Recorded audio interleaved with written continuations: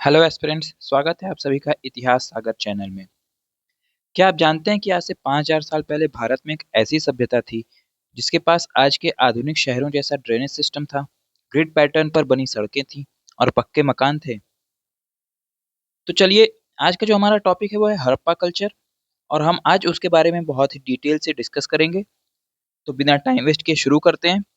और सबसे पहले हम इसकी जो नाम है उस पर चर्चा करते हैं। तो हम देखते हैं इसको हड़प्पा सिविलाइजेशन कहा जाता है और हड़प्पा सिविलाइजेशन के साथ साथ इसको इंडस वैली सिविलाइजेशन भी कहते हैं। इसका सिंपल सा रीजन ये है कि ये जो सिविलाइजेशन थी वो इंडस जो नदी होती है, इंडस जो नदी थी जिसको हम सिंधु नदी बोलते हैं, उसके आसपास ये जो सिविलाइजेशन है वो फैली हुई थी। इस वजह से इसको इंडस वैली सिविलाइजेशन या फिर इंडस सिविलाइजेशन भी कहते हैं। तो चलिए आगे बढ़ते हैं और हम देखते हैं कि किसने इसका खोज किया, किसने इसको एक्सकेवेट किया, इसका नाम कैसे पड़ा, ये सारी चीजें एक ओवरव्यू देखते हैं और उसके बाद फिर डिटेल से इसके अंदर हम पढ़ाई करने का कोशिश करेंगे। हम देखते हैं कि 1826 में चार्ल्स मैसन ने सबसे पहले जो माउंड हुआ करते थे जिसे हम टीला बोलते हैं, उसके तरफ उन्होंने ध्यान आकर्षित किया था। इसके बाद 1856 में विलियम ब्रंटन और जॉन ब्रंटन, जिन्हें हम ब्रंटन ब्रदर्स बोलते हैं, उन्हें उन्होंने लाहौर और कराची रेलवे लाइन में ईंटों का उपयोग किया। तो ये जो सारे टाइम है ये भी इम्पोर्टेंट है, कभी कभी पूछ सकता है। फिर 1853 और 1856 में अलेक्जेंडर कनिंघम, जो कि बहुत ही इम्पोर्टेंट रोल रहता है इनका अगर हम आर्कियोलॉजिकल सर्वे ऑफ इंडिया की बात करें, तो उन्होंने सबसे पहले सर्वे किया। वो जो टीले थे या जो माउंट थे जिनके बारे में चार्ल्स मैसन ने बात करी थी, तो सबसे पहले उसका सर्वे हुआ 1853 और 1856 में अलेक्जेंडर कनिंघम द्वारा। उसके बाद इसका एक्सकेवेशन होता है 1921 में, और जो साइट सबसे पहले एक्सकेवेट की गई उसका नाम था हड़प्पा। इसी वजह से इसे हड़प्पा सिविलाइजेशन भी बोलते हैं। 1921 में इस साइट को एक्सकेवेट किया था दयाराम साहनी ने।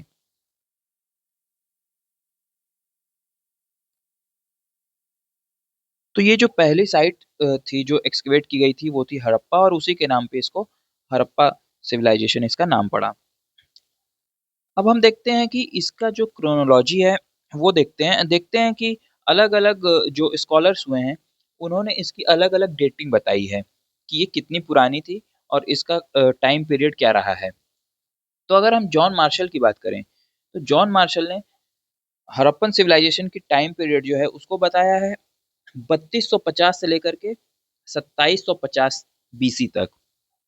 मार्टिमर व्हीलर ने बताया है 2500 बीसी से लेकर के 1500 बीसी तक। और डीपी अग्रवाल, ये स्टैंडर्ड डेटिंग यही है, सबसे स्टैंडर्ड डेटिंग जो है वो ये डीपी अग्रवाल की ही है, जिसे इन्होंने कार्बन 14 डेटिंग मेथड से इसको पता किया था। तो वो है 2300 बीसी से लेकर के 1750 बीसी तक। और जो एनसीईआरटी के बुक में है उसकी बात की जाए तो एनसीईआरटी के बुक्स में वो है 2500 से लेकर के 1800 बीसी तक।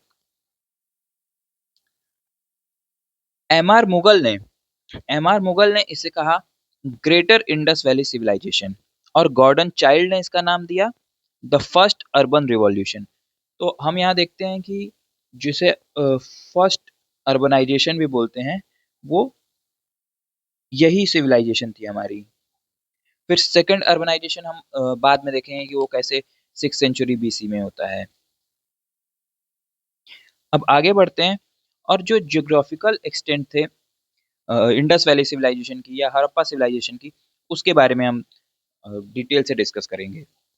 तो सबसे पहले अगर शेप की बात की जाए तो ये ट्रायंगुलर शेप की थी, और इसका जो टोटल एरिया था वो 1.3 मिलियन स्क्वायर किलोमीटर, यानी कि लगभग 13 लाख स्क्वायर किलोमीटर तक था। ये इसका एरिया हो गया, शेप हो गया इसका ट्रायंगुलर। इसके डायमेंशंस की अगर बात की जाए तो नॉर्थ साउथ 1400 किलोमीटर और ईस्ट वेस्ट 1600 किलोमीटर।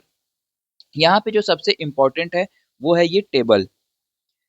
ये जो लेक्चर है इसमें जितने भी टेबल्स हैं वो सारे बहुत इंपॉर्टेंट हैं और उससे बहुत सारे क्वेश्चंस डायरेक्टली पूछे जाते हैं, कई बार पूछे गए हैं। तो इसको हम देख लेते हैं कि ये है क्या।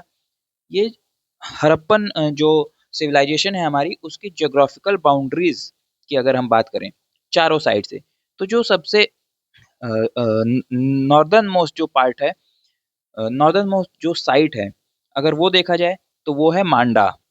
मैं यहाँ पे एक मैप के तरह से इसको बता दे रहा हूँ। जैसे ये हो गया हमारा नॉर्थ, ये साउथ, ये ईस्ट और ये वेस्ट।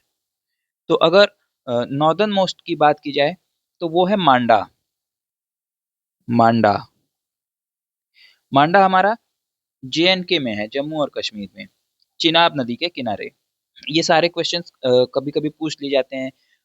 मैच द कॉलम वाले जो क्वेश्चंस होते हैं उसमें कई बार ये पूछा जाता है कि ये आपको साइट्स दे दिया रहेगा और फिर आपको मैच करना रहेगा कि वो किस नदी के किनारे है। तो आपको ये सारी जो जियोग्राफिकल बाउंड्रीज हैं वो और वो किस नदी के किनारे हैं ये आपको याद होनी चाहिए। तो ये हो गया मांडा JNK में। सदर्न मोस्ट की अगर बात करी जाए तो वो है हमारा दैमाबाद। दैमाबाद महाराष्ट्र में, गोदावरी या प्रवरा नदी जिसे बोलते हैं उसके किनारे है, ये महाराष्ट्र में। ईस्टर्न मोस्ट जो है वो है हमारा आलमगीरपुर। आलमगीरपुर ये है यूपी में, मेरठ के पास, हिंडन नदी के किनारे। हिंडन नदी।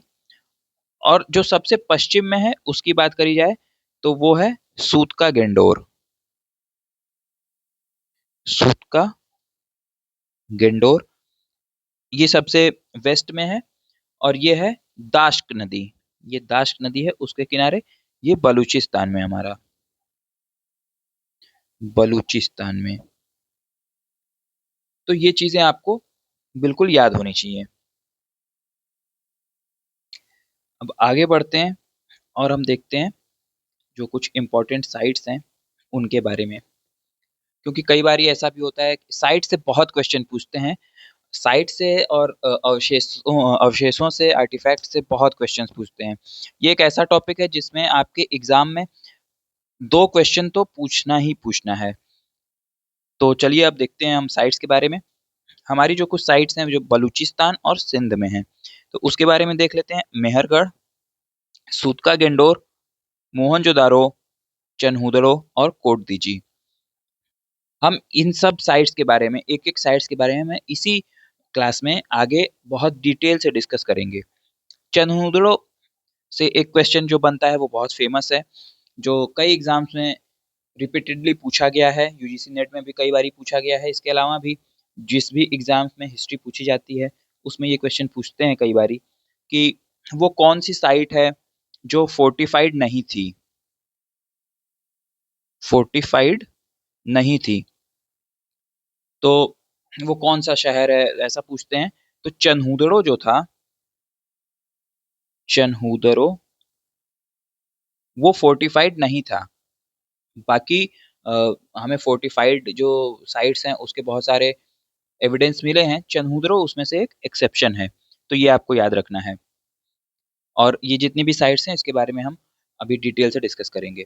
फिर अगर इंडिया में देखा जाए तो इंडिया में जो इम्पोर्टेंट साइट्स हैं हड़प्पन सिविलाइजेशन की, उसमें हमारा आता है लोथल, धौलावीरा, कालीबंगा, राखी गढ़ी और रोपड़।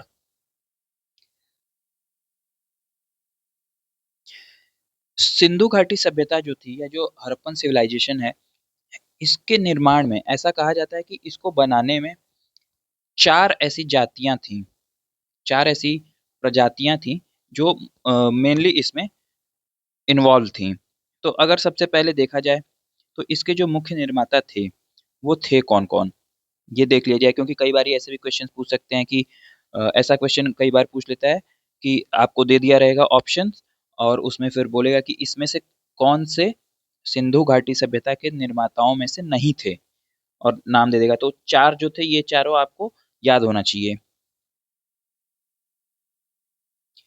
तो इन 4 में कौन थे? मेडिटेरेनियन थे, जिन्हें हम भूमध्य सागरीय जनजाति या प्रजाति बोलते हैं वो। इनका संबंध द्रविड़ जाति से बताया जाता है, जो द्रविडियंस हैं उनसे बताया जाता है। फिर प्रोटो ऑस्ट्रेलॉइड ये थे। फिर अल्पाइन और मंगोलॉइड, ये चारों थे। ये कम से कम 4 ऐसी प्रजातियां थी जिन्होंने इस सभ्यता के निर्माण का कार्य किया। अब सबसे इंपॉर्टेंट चीज अगर हम देखते हैं तो सिंधु घाटी सभ्यता को समझने के लिए, सिंधु सभ्यता को समझने के लिए हमें ये समझना पड़ेगा कि ये जो सिविलाइजेशन है वो कोई एक दिन में ऐसे डेवलप होने वाली चीज नहीं है। ये ग्रेजुअली होने वाला प्रोसेस है। ये ग्रेजुअल प्रोसेस है जिससे फिर धीरे धीरे सभ्यताओं का निर्माण होता है।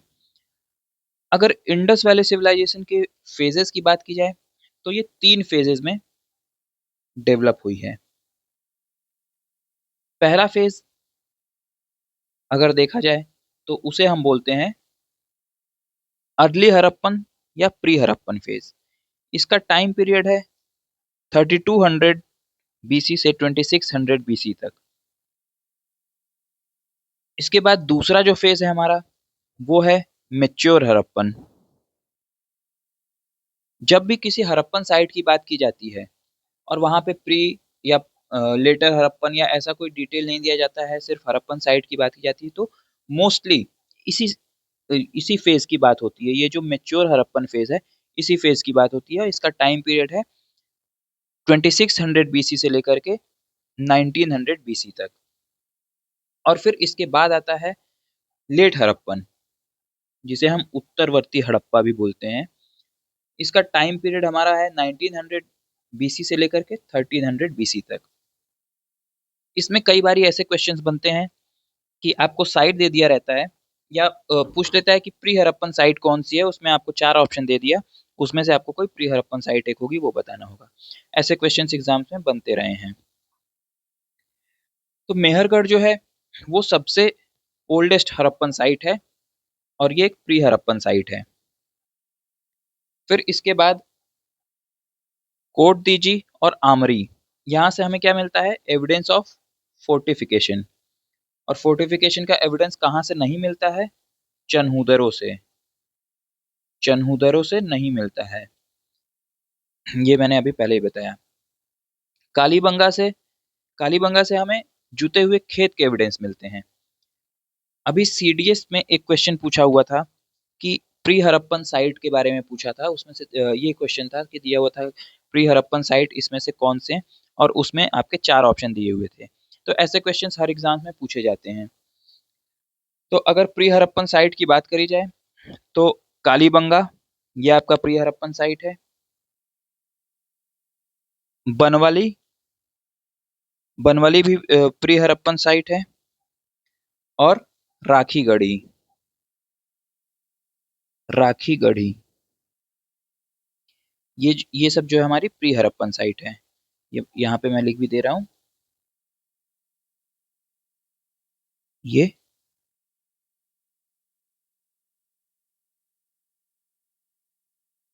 प्री हड़प्पन है। और इसके साथ साथ ये कालीबंगा भी।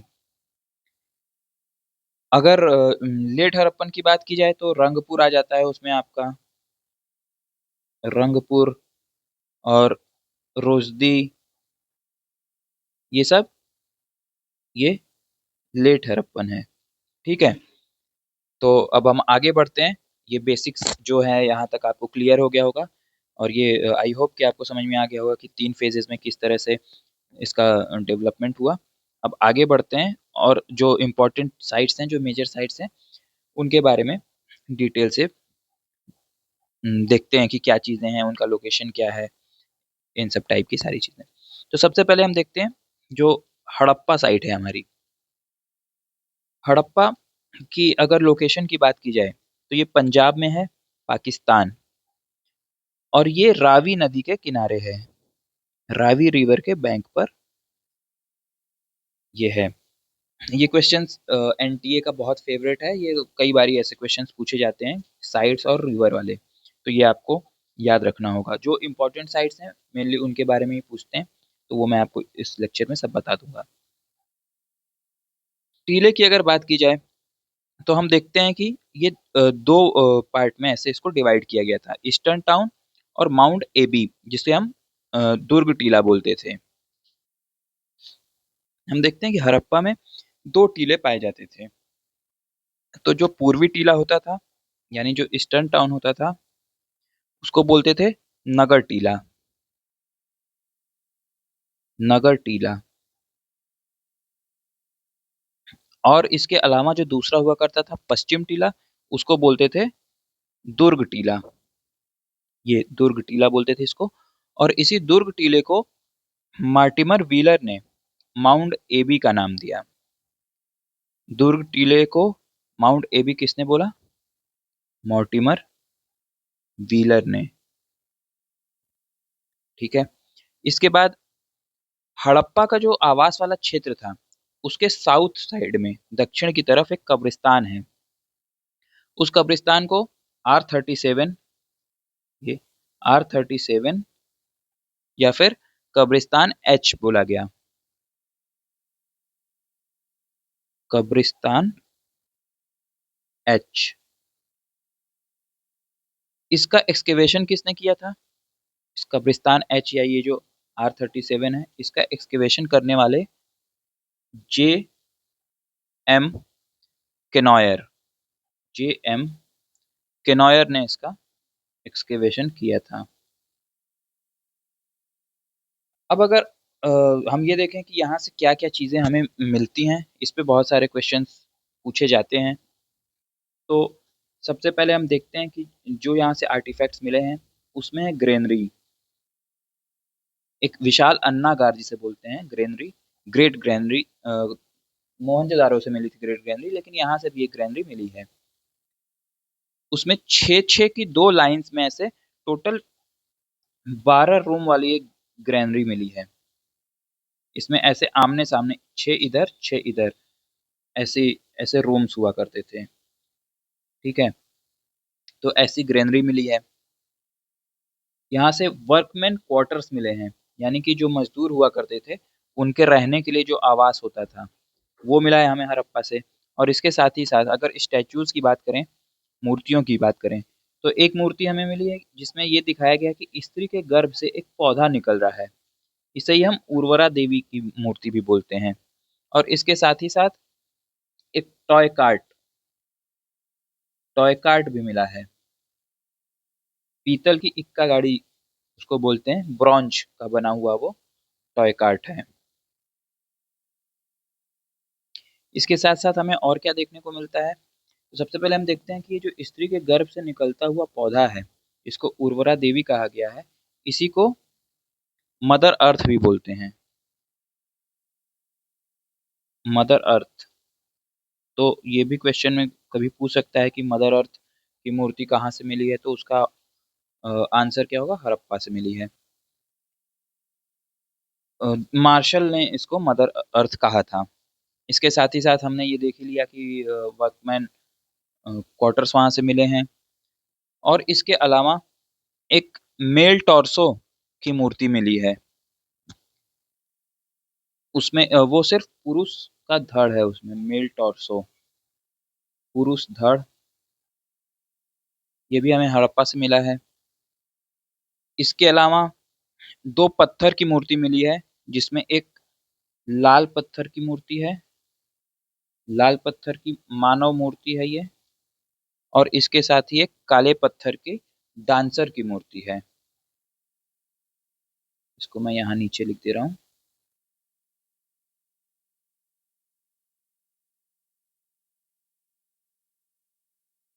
काले पत्थर के डांसर की मूर्ति। तो ये सब हमें कहाँ से मिला है? ये सब हड़प्पा से मिला है। चलिए अब आगे बढ़ते हैं और इसके बाद देखते हैं, हड़प्पा के बाद जो सबसे इम्पोर्टेंट साइट है वो है हमारी मोहनजोदारो। मोहनजोदारो का एक्सकेवेशन 1922 में हुआ। और इसको करने वाले जो एक्सकेवेटर थे वो थे R.D. बनर्जी। या राखाल दास बनर्जी। मोहनजोदारो का मतलब होता है mount of the dead, mount of the dead, या जिसे मृतकों का टीला बोलते हैं। यहाँ से हम देखते हैं कि ग्रेट बाथ मिलता है हमें। ग्रेट बाथ की साइज भी कई बार पूछ देते हैं, तो उसकी साइज है ये 11.89 मीटर बाई 7.09 मीटर और 2.44 मीटर लंबाई, ऊंचाई और चौड़ाई, ये उसका आकार हुआ करता था। मेन चीज जो हमें यहाँ देखने वाली मिलती है वो ये है कि ये जो हमारा मोहनजोदारो है वो था इंडस रिवर के किनारे। इंडस रिवर, इसी रिवर के नाम पे इस सभ्यता का नाम पड़ा है, जिसे हम सिंधु नदी बोलते हैं। सिंधु नदी। यहाँ के आर्टिफैक्ट्स की बात करी जाए तो यहाँ से मिलता है हमें ग्रेट ग्रैनरी। उसके बाद यहाँ से हमें एक डांसिंग गर्ल की मूर्ति मिली है। ये बहुत इम्पोर्टेंट है। अभी कुछ टाइम पहले इस पे थोड़ा कंट्रोवर्सी भी हो गई थी। आप लोगों ने देखा होगा कि इस डांसिंग गर्ल को एनसीईआरटी की जो बुक्स हैं उसमें कपड़े पहना दिए गए थे, जो कि ओरिजिनल फॉर्म में नहीं है। जो आज तक ओरिजिनल फॉर्म में जो इमेज थी वो दिखाई जा रही थी, अभी कुछ टाइम पहले सभ्यता को बचाने के ठेकेदार वाले लोगों ने वो कर दिया, उसको कपड़े पहना दिए। एनीवेज, फिर उसके बाद प्रीस्ट किंग, एक प्रीस्ट किंग की मूर्ति मिलती है। और यहाँ से हमें मिलता है पशुपति सील आद्य शिव मुद्रा में। तो ये जो चारों चीजें हैं, ये चारों चीजें आपको बिल्कुल याद होनी चाहिए। यहाँ से हमें ग्रेट ग्रैनरी मिली है। ग्रैनरी की सिर्फ बात होगी तो वो हड़प्पा से भी मिला है, लेकिन ग्रेट ग्रैनरी मिला है, जो विशाल अन्नागार मिला है मोहनजोदारो से। डांसिंग गर्ल मिला है मोहनजोदारो से। प्रीस्ट किंग और पशुपति सील, ये सब कहाँ से मिला? ये सब हमें मोहनजोदारो से मिलता है।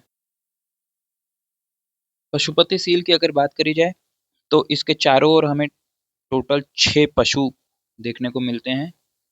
6 पशु। राइट साइड यानी जो दायां ओर है उधर हम देखते हैं कि हाथी, एलिफेंट, और हाथी के साथ साथ टाइगर, ये देखने को मिलता है राइट साइड में। लेफ्ट साइड में, लेफ्ट साइड में हमें मिलता है राइनो, जिसे हम गैंडा बोलते हैं, और बफेलो। और पैरों के नीचे 2 हिरण देखने को मिलते हैं। तो ये चीज आपको पता होना चाहिए। अब आगे बढ़ते हैं, और जो हमारा और इम्पोर्टेंट साइट्स हैं चनहुदरो और लोथल, इसको देखने का काम करेंगे। चनहुदरो, जैसे कि मैंने आपको पहले बताया, अनफोर्टिफाइड इंडस्ट्रियल सिटी था ये। चनहुदरो जो था वो हमारा इंडस्ट्रियल टाउन था। इसको एक्सकेवेट किया था एनजी मजूमदार और एर्नेस्ट मैके ने 1931 और 1935 में। सबसे जो स्पेशल बात इसकी यही है कि ये अनफोर्टिफाइड इंडस्ट्रियल सिटी थी। यहाँ पे बीड फैक्ट्री थी, मनके बनाने का कारखाना। इसके साथ ही साथ हमें यहाँ से हाथी के खिलौने मिलते हैं। हाथी के खिलौने।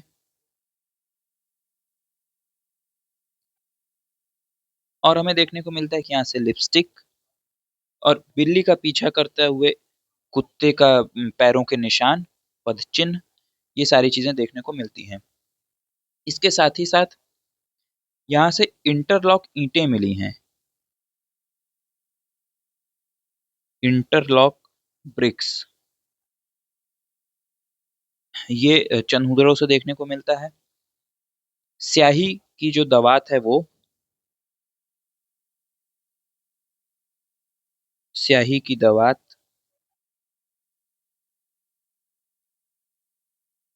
और यहाँ बैलगाड़ी और इक्का गाड़ी, ये चीज हमें देखने को मिलता है। अब बताना यह है कि चनहुदड़ो है कहाँ पे, चनहुदड़ो का लोकेशन क्या है। तो ये हमारा सिंध में है, जो कि पाकिस्तान में है। अब इसके बाद हम चलते हैं लोथल की तरफ। लोथल हमारे इंडिया में गुजरात में है। लोथल है गुजरात में। और इसको एक्सकेवेट किया SR राव ने 1957 में। ये भोगवा नदी के किनारे पे है। ये जो था ये एक पोर्ट सिटी हुआ करता था। और इसकी सबसे बड़ी जो खासियत है वो है इसका डॉकयार्ड। ये जो डॉकयार्ड था ये पूरे हड़प्पन साइट हड़प्पन कल्चर में जितने भी जो इमारतें हैं सबसे बड़ा जो इमारत है वो है ये लोथल का डॉकयार्ड। ये पक्की ईंटों का बना हुआ था। और यहाँ से अगर देखा जाए कि क्या क्या चीजें हमें मिलती हैं, किन किन चीजों के साक्ष्य मिले हैं, तो वो है धान और चावल की भूसी, जिसे हम बोलते हैं राइस हस्क। तो राइस हस्क का एविडेंस हमें कहाँ से मिलता है? लोथल से मिलता है। लोथल जो है वो गुजरात में है और ये एक पोर्ट सिटी हुआ करती थी। ठीक। इसके बाद हमें यहाँ से मिली है फारस की सील, ये मिला है। हाथी दांत पैमाना और डबल बरियल भी यहाँ पे देखने को मिला है। डबल बरियल, डबल बरियल में जो युगल होता है, जो कपल होता था, उनकी समाधि। यहाँ तक किसी को कोई डाउट नहीं होगा? अगर किसी को यहाँ तक किसी भी तरह के कोई भी डाउट है तो आप कमेंट सेक्शन में लिख के पूछ सकते हैं। टेलीग्राम चैनल ज्वाइन करके वहां भी पूछ सकते हैं। फिलहाल हम आगे बढ़ते हैं और आगे की जो इम्पोर्टेंट साइट्स हैं उनके बारे में चर्चा करते हैं।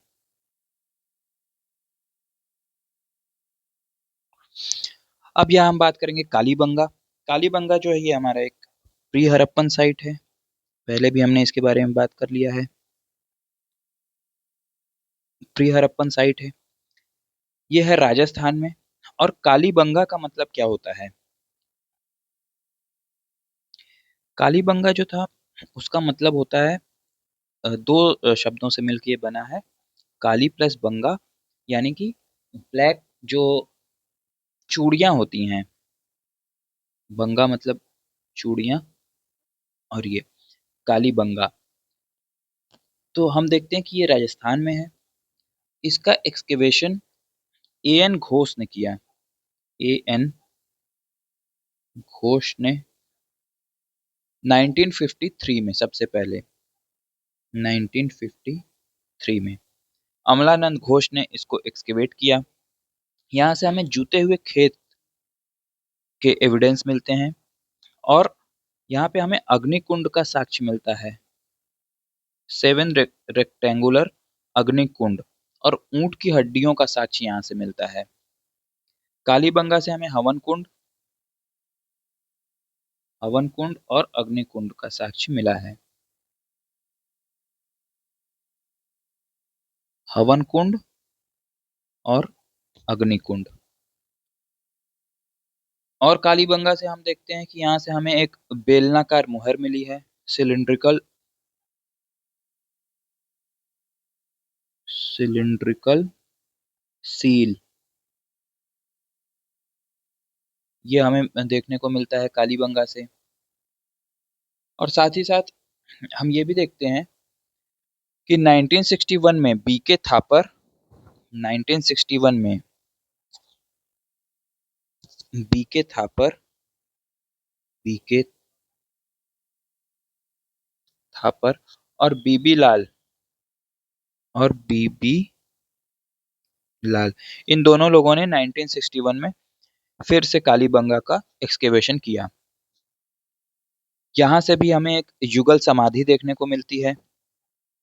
और और हम इसमें देखते हैं कि ये जो कालीबंगा जो हमारी साइट है, अगर हड़प्पन सिविलाइजेशन की बात करें तो उसमें ये सबसे दीनहीन इसको बस्ती यहाँ पे प्रतीत होती है। यहाँ पे कोई नाली नहीं मिली है सार्वजनिक, लकड़ी की नालियां यहाँ पे मिली हैं। क्या मिली हैं? लकड़ी की नाली। ठीक है। तो कालीबंगा के लिए इतना इनफ होगा।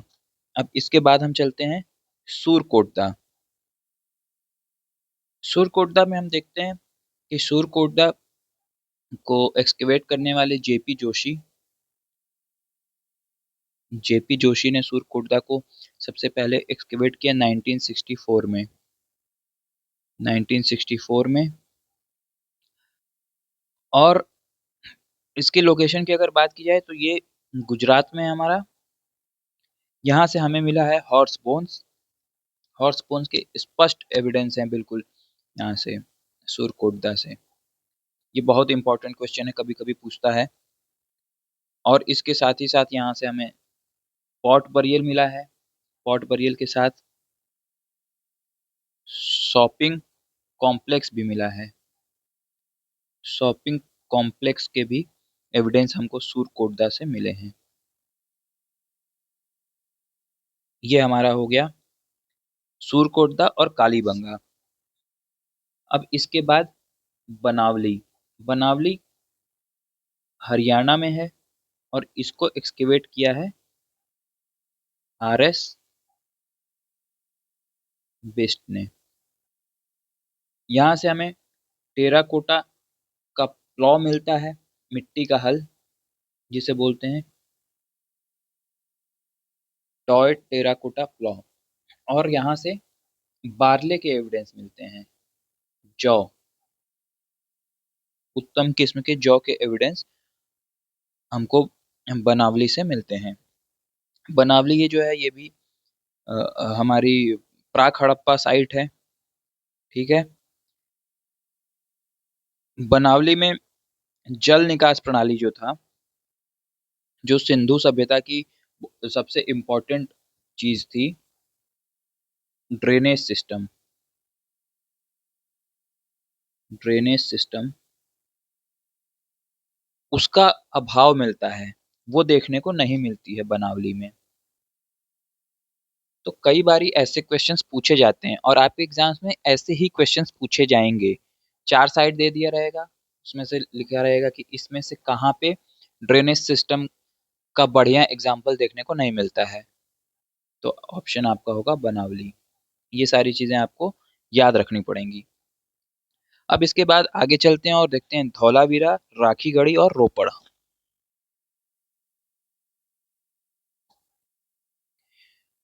धौलावीरा हमारा गुजरात में है। ठीक है। धौलावीरा जो था उसको 3 पार्ट में डिवाइड किया गया था, सिटाडेल, मिडिल टाउन और लोअर टाउन। ये 3 पार्ट में उसको डिवाइड किया गया था। यहाँ पे हमें अगर वाटर मैनेजमेंट की बात करें तो ये देखने को मिलता है वाटर मैनेजमेंट, और 16 विशाल जलाशय देखने को मिलते हैं। यहाँ से हमें स्टेडियम देखने को मिलता है और साइन बोर्ड। कई बारी ऐसे क्वेश्चंस डायरेक्ट पूछते हैं कि साइन बोर्ड के एविडेंस कहाँ से मिलते हैं, तो वो हो जाएगा धौलावीरा। धौलावीरा का अपने वाटर मैनेजमेंट के लिए, वाटर रिजर्वायर के लिए बहुत फेमस है। यहाँ से हमें 16 जलाशय मिलते हैं, जैसा कि मैंने अभी आपको पहले भी बताया। फिर इसके बाद राखीगढ़ी। राखीगढ़ी की बात करें तो ये हरियाणा में है और भारत में सबसे बड़ा हड़प्पन साइट जो है वो यही है, राखीगढ़ी। राखीगढ़ी के बाद बात करें अगर रोपड़ की, तो रोपड़ में ये हमारा पंजाब में है और यहाँ से हमें मानव के साथ साथ जो उनके कुत्ते होते थे, पालतू कुत्ते, उनको दफनाने का साक्ष्य मिला है, मैन बरियल विद डॉग्स।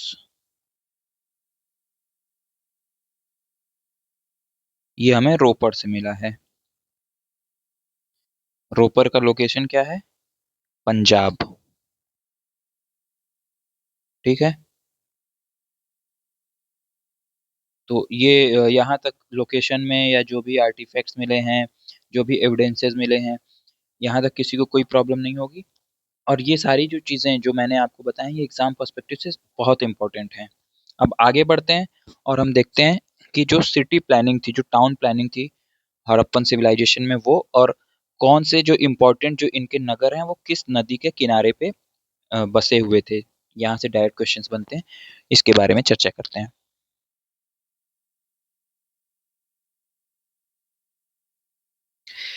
अगर हड़प्पन जो सिविलाइजेशन है उसकी बात करी जाए तो हम देखते हैं कि वो सबसे ज़्यादा फेमस अपनी टाउन प्लानिंग के लिए है, कि आज से इतने टाइम पहले भी उनकी जो टाउन प्लानिंग थी वो बहुत अच्छी हुआ करती थी।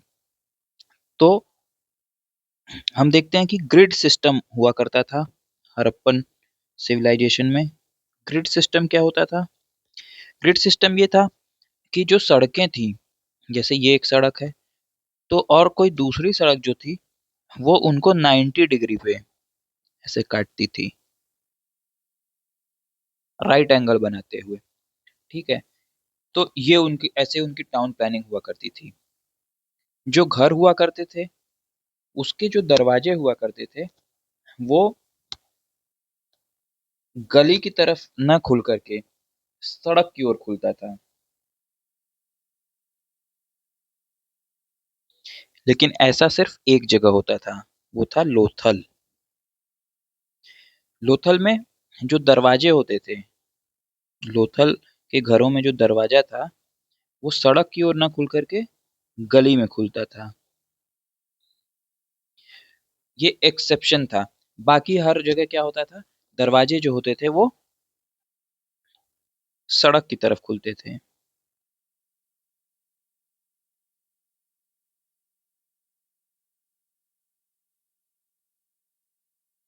एक सेकंड, ये शायद मैंने अपोजिट ऐसा बोल दिया, उल्टा बोल दिया।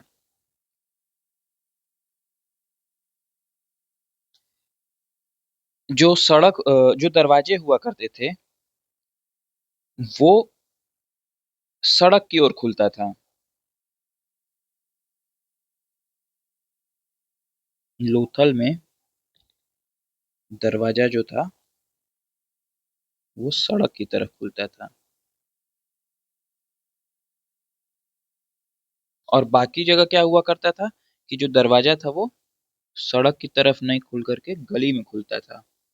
तो लोथल जो है वो एक्सेप्शन हुआ करता था। ठीक है, ये फैक्ट जो है वो आपको याद रखना है। ग्रिड सिस्टम हो गया। ड्रेनेज सिस्टम हमने पहले भी देख लिया है।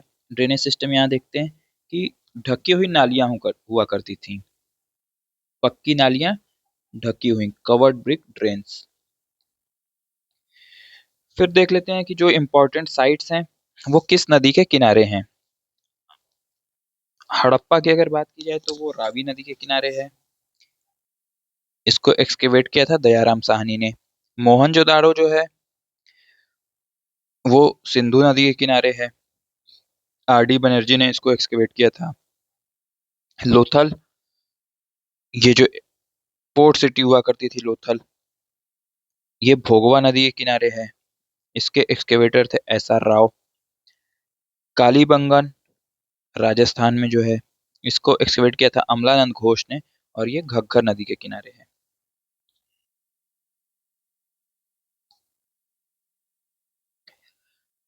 अगर नगर नियोजन की बात किया जाए, सिटी लेआउट्स हम देखते हैं, तो जो सिटी थी उसको दो पार्ट में डिवाइड किया गया था। एक होता था हमारा पश्चिमी दुर्ग, जिसको बोलते थे सिटाडेल, ये सिटाडेल होता था। और दूसरा होता था लोअर टाउन। ठीक है, फिर फोर्टिफिकेशन के एविडेंस हमने पहले भी देखा। अनफोर्टिफाइड की अगर बात किया जाएगा तो उसमें आएगा चनहुदड़ो। ठीक है, ये हो गया था, ये अनफोर्टिफाइड था। फिर उसके बाद हम देखते हैं कि नालियां जो हुआ करती थी वो जिप्सम और चूने से बनी कवर्ड नालियां हुआ करती थी। और फोर्टिफिकेशन में हम ये भी देखते हैं कि लोथल और सूरकोटदा में कॉमन फोर्टिफिकेशन था। ठीक है, अब इसके बाद में हम बिल्डिंग्स और ब्रिक का जो रेशियो था उसके बारे में बात करते हैं। ये दरवाजे वाली जो बात है वो मैंने अभी आपको पहले बताई, कि जो दरवाजे हुआ करते थे वो गली में खुलते थे, ना कि सड़क की तरफ। लोथल जो है वो इसका एक्सेप्शन है। लोथल में एक घर का दरवाजा सड़क की तरफ खुलता हुआ पाया गया है। लोथल अपवाद था। ठीक है, ब्रिक के अगर रेशियो की बात किया जाए तो वो 4:2:1 ये क्वेश्चन कभी-कभी पूछा गया है, ये बहुत फेमस क्वेश्चन है। तो ब्रिक्स का जो रेशियो था वो 4:2:1 था, ये आपको पता होना चाहिए। डेकोरेटेड ब्रिक्स था और इसका जो यूज़ हुआ है वो सिर्फ कालीबंगा में हुआ है और ये फर्श से मिला है। ठीक है, यहाँ तक कोई डाउट नहीं होना चाहिए। अब आगे बढ़ते हैं। यहाँ हमने जो इम्पोर्टेंट साइट्स हैं, जो आर्टिफैक्ट्स हैं, उसके बारे में बात कर लिया है।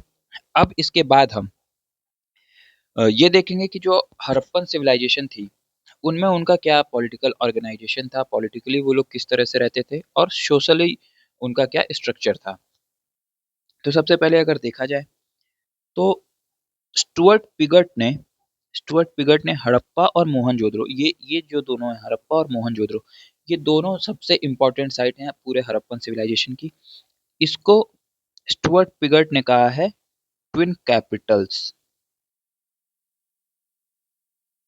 ये दोनों हमारी पाकिस्तान में है। मॉर्टिमर व्हीलर और बैशम ने क्या कहा है? व्हीलर और बैशम ने इसको धर्मतंत्री और प्रीस्टली रूल कहा है।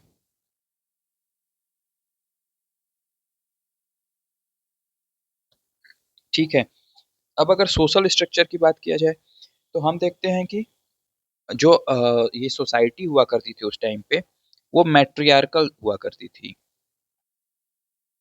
यानी कि मात्र सत्तात्मक हुआ करती थी। मदर अर्थ की मूर्ति जो हमें मिली है वो भी इस बात का प्रमाण है। और इसके अलावा भी हमें और अलग अलग नारियों की मृण मूर्तियां जो हैं वो मिलती हैं, जिसके बेस पे ये कहा जाता है कि जो हड़प्पन सिविलाइजेशन थी वो मैट्रियार्कल हुआ करती थी। उस टाइम पे अगर देखा जाए तो जो समाज था वो टोटल 4 क्लास में डिवाइड था। सबसे पहला जो क्लास हुआ करता था उसे बोलते थे स्कॉलर्स, जो विद्वान लोग हुआ करते थे। दूसरा क्लास होता था योद्धाओं का, उसके बाद ट्रेडर्स और सबसे लास्ट में आते थे लेबरर्स। उस टाइम के जो लोग हुआ करते थे, अगर उनके वस्त्र और उनके खाने-पीने की बात किया जाए, तो सूती और ऊनी कपड़े वो लोग पहनते थे तथा जो लोग हुआ करते थे उस टाइम पे, वो वेजिटेरियन और नॉन वेजिटेरियन, शाकाहारी और मांसाहारी दोनों हुआ करते थे।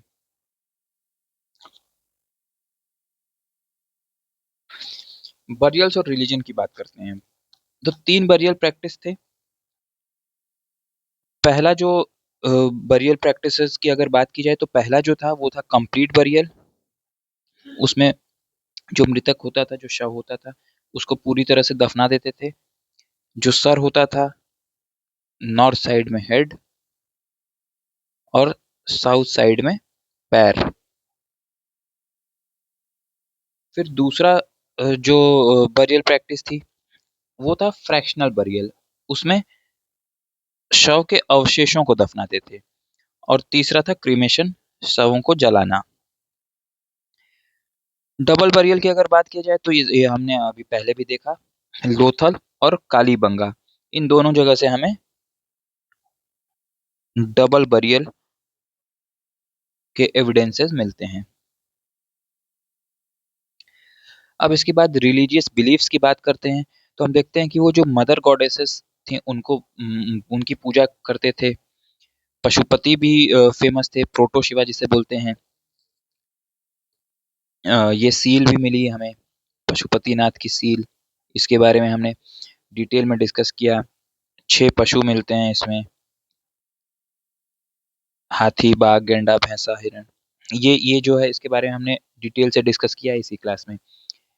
इसके अलावा अगर हम देखें तो हम्प्ड बुल, पीपल, स्वास्तिक चिन्ह जो होता है, और फायर अल्टर्स, अग्नि कुंड, हवन कुंड, ये सब भी तो हमें देखने को मिलता है। तो इन सारी चीजों की पूजा किया करते थे। इन सारी चीजों में हड़प्पन लोगों का रिलीजियस बिलीव हुआ करता था।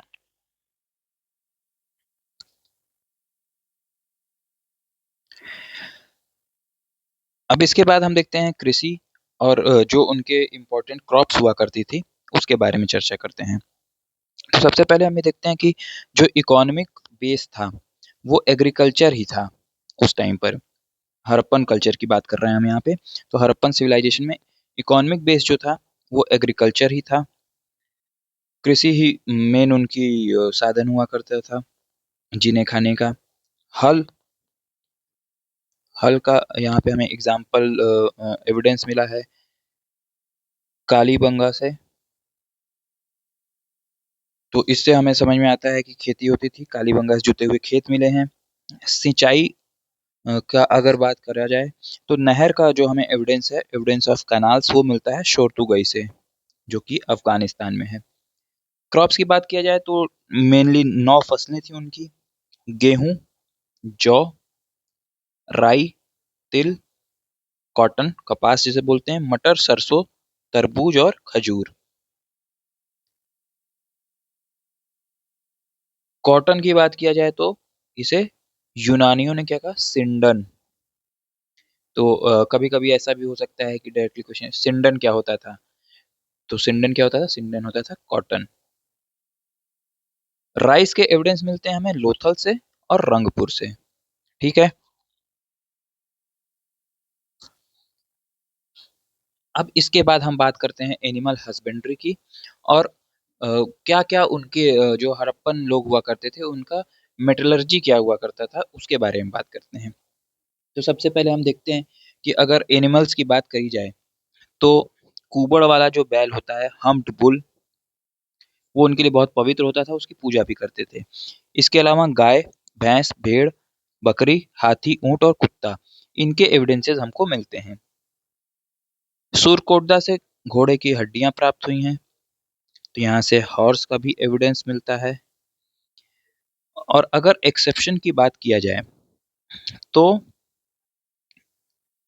शेर या गाय, इस इन इनका जो एविडेंस है वो हमें नहीं मिलता है किसी भी सील्स पे। किसी भी सील्स पे शेर और गाय की आकृतियां नहीं पाई गई हैं, तो ये अपवाद है। मेटलर्जी की अगर बात की जाए तो हम देखते हैं कि आयरन से ये लोग परिचित नहीं थे, बाकी इनको और बहुत सारे मेटल्स की नॉलेज थी। तो सबसे पहले देख लेते हैं कि इनको क्या क्या पता है। तांबे में टिन मिलाकर इन्होंने कांसा बनाया था, यानी कि जो मिक्स्ड धातुएं होती हैं उससे ये लोग भली भांति परिचित थे। लोहे से परिचित भी नहीं थे, लोहे का ज्ञान नहीं था। और पॉटरी, पॉटरी भी ये लोग बनाया करते थे। लाल रंग के बर्तन और उस पे काले रंग की चित्रकारी, यानी कि ब्लैक ऑन रेड वेयर। इसके अलावा इन लोग को गोल्ड, सिल्वर, इन सब चीजों की पूरी नॉलेज थी। यहाँ पे हम देखते हैं कि किस तरह से गोल्ड, सिल्वर और बाकी जो बहुत महंगी महंगी जो चीजें होती थी वो ये लोग बाहर से मंगवाते थे। कहाँ से क्या मंगवाते थे वो इस टेबल में है, इसको अभी हम डिस्कस करेंगे। अगर ट्रेड रिलेशंस की बात किया जाए तो बार्टर सिस्टम पे ही काम चलता था। बार्टर सिस्टम क्या होता है सबको पता ही होगा, कि एक सामान के बदले दूसरे सामान, क्योंकि कोई ऐसी करेंसी नहीं हुआ करती थी। तो जो ट्रेड था वो सील्स में होता था और बार्टर सिस्टम में होता था। 2 किलो गेहूं लेके 4 किलो चावल दे दिया, ये वाला सीन हुआ करता था। ठीक है, मेसोपोटामिया के जो अभिलेख हैं अगर उनको हम देखें तो उसमें मेलुहा, जिसे हड़प्पा बोलते हैं, दिलमुन यानी बहरीन, और मकान, ये यूज हुआ है ओमान के लिए। तो ये इम्पोर्टेंट है, अगर हम अपने टॉपिक के हिसाब से देखें तो ये इम्पोर्टेंट है। मेलुहा, मेलुहा यूज हुआ है हड़प्पा के लिए मेसोपोटामिया के इंस्क्रिप्शंस में। फिर उसके बाद देखते हैं हम कि कौन सी चीजें ये लोग कहाँ से मंगवाते थे। तो चांदी की अगर बात की जाए, टिन और चांदी, तो ये आता था ईरान से और अफगानिस्तान से। तांबा जो था, कॉपर, कॉपर से भी ये लोग बिल्कुल परिचित थे, तो वो हमारे यहाँ राजस्थान में मिलता था और बलूचिस्तान। फिर गोल्ड, कर्नाटक में गोल्ड हुआ करता था और ईरान से गोल्ड आता था। और उसके बाद ये जो एक इम्पॉर्टेंट चीज है लैपिस लजूली, ये आता था अफगानिस्तान से। तो आयरन से इन लोगों का कोई सरोकार नहीं था, आयरन के बारे में इन लोगों को पता नहीं था। बाकी बहुत सारे जो मेटल्स हुआ करते थे उसके बारे में हड़प्पन्स को पूरी जानकारी हुआ करती थी।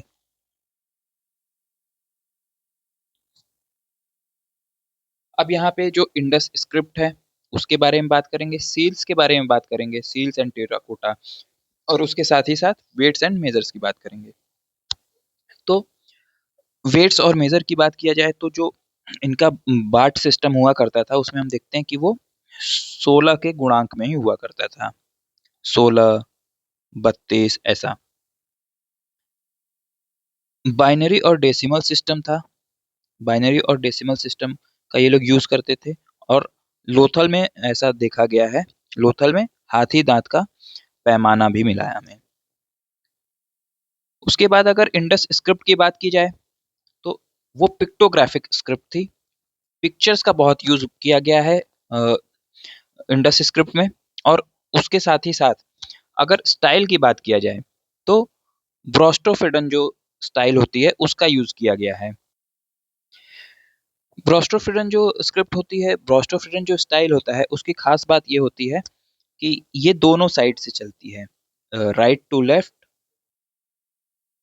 और लेफ्ट, फिर यहाँ जहां वो खत्म होता है फिर वहां से लेफ्ट टू राइट, फिर ऐसे, फिर उसके आगे ऐसे ऐसे, ये ब्रोस्टोफिडन होता है। और इंडस स्क्रिप्ट में हम देखते हैं कि पिक्टोग्राफिक स्क्रिप्ट हुआ करती थी, पिक्चर्स काफी यूज हुए हैं। ये जो ब्रोस्टोफिडन स्क्रिप्ट होती है वो दो शब्दों से मिलकर बनी है, बॉस और स्ट्रोफ। इसका मतलब होता है बॉस और स्ट्रोफ, तो ये इसका मतलब होता है बैल, बॉस का मतलब होता है बैल और स्ट्रोफ का मतलब होता है मुड़ना। तो जिस तरह से हल जोतते समय, खेत खेत जोतते समय जिस तरह से बैल हल के साथ घूमता है, यहाँ से यहाँ तक जुताई हुई, फिर घूम गया, फिर ऐसे, फिर यहाँ से तक जुताई हुई, फिर यहाँ से घूम गया ऐसे, तो यही होती है ब्रोस्टोफिडन स्टाइल। और हम देखते हैं कि जो सबसे ज्यादा यूज हुआ है इंडस स्क्रिप्ट में, जो सबसे ज्यादा पिक्चर्स यूज हुए हैं वो यूज हुए हैं मछली के और यू आकार के। अब इसके आगे बढ़ते हैं और सील्स और टेराकोटा की अगर बात की जाए तो हम देखते हैं कि स्टेटाइट की बनी हुई सील्स मिलती हैं सबसे ज्यादा, यूनिकॉर्न, यूनिकॉर्न का सबसे ज्यादा अंकन हुआ है उस पे, और टेराकोटा की मिट्टी की मूर्तियां पक्की हुई ये मिलती हैं। टेराकोटा क्या होता है ये आप सबको पता होगा कि मिट्टी की बनी हुई जो आकृतियां होती हैं जिनको धूप में सुखाया जाता है और जिससे जिसको पकाया जाता है वो होता है टेराकोटा। तो जो पॉटरी है क्या वो भी एक टेराकोटा है? तो जो पॉटरी है वो भी टेराकोटा है, ठीक है। सारी पॉटरी जो होती हैं वो टेराकोटा का एग्जाम्पल हैं, लेकिन सारे टेराकोटा जो होता है वो पॉटरी हो ये जरूरी नहीं है, क्योंकि पॉटरी वो होता है जो बर्तन जो हम यूज करते हैं, मिट्टी का बर्तन जो हुआ करता था उसे पॉटरी बोलते हैं। और टेराकोटा मिट्टी की बनी सारी चीजें, कोई टॉय भी होगा, कोई टॉय भी होगा तो वो भी टेराकोटा होगा, लेकिन वो पॉटरी होगा ये जरूरी नहीं है। अब इसके बाद हम लेट हड़प्पा की बात करते हैं। तो टाइम पीरियड हमने पहले ही देख लिया है।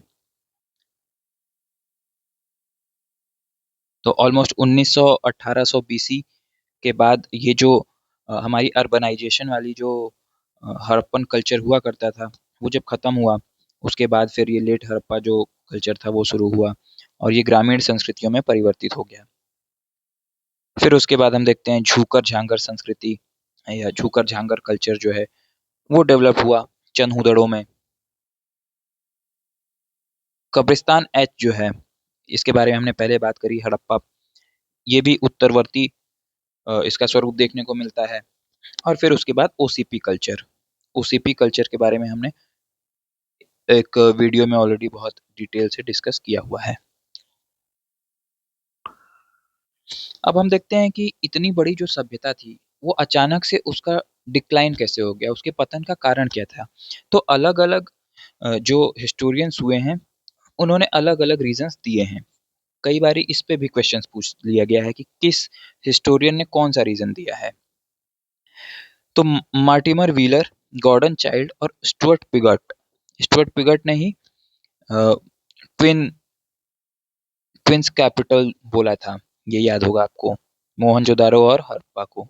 ये सारी चीजें, छोटी छोटी चीजें याद रहनी चाहिए।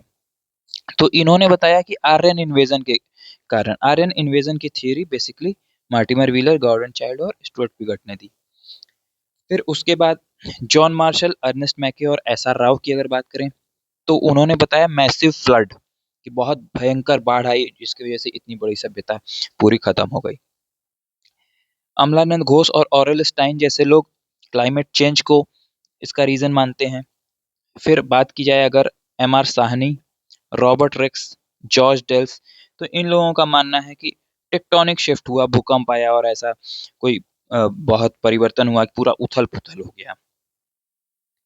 और के.यू.आर. कैनेडी, इनका मानना है कि मलेरिया जैसा कोई एपिडेमिक हुआ, मलेरिया और बहुत ऐसी महामारी हो गई वो, क्योंकि उस टाइम पे इतना रोकथाम और ये सारी बाकी चीजें तो थी नहीं, इस वजह से वो एपिडेमिक का रूप उसने ले लिया और ये सभ्यता पूरी तरह से खत्म हो गई। तो यहाँ तक हमने सारी इंपॉर्टेंट चीजें कवर कर ली हैं। इसके अलावा कुछ जो अदर साइट्स हैं और जो कुछ फैक्ट्स हैं उसके बारे में देख लेते हैं। तो राजस्थान और गुजरात की जो साइट है वो देखते हैं।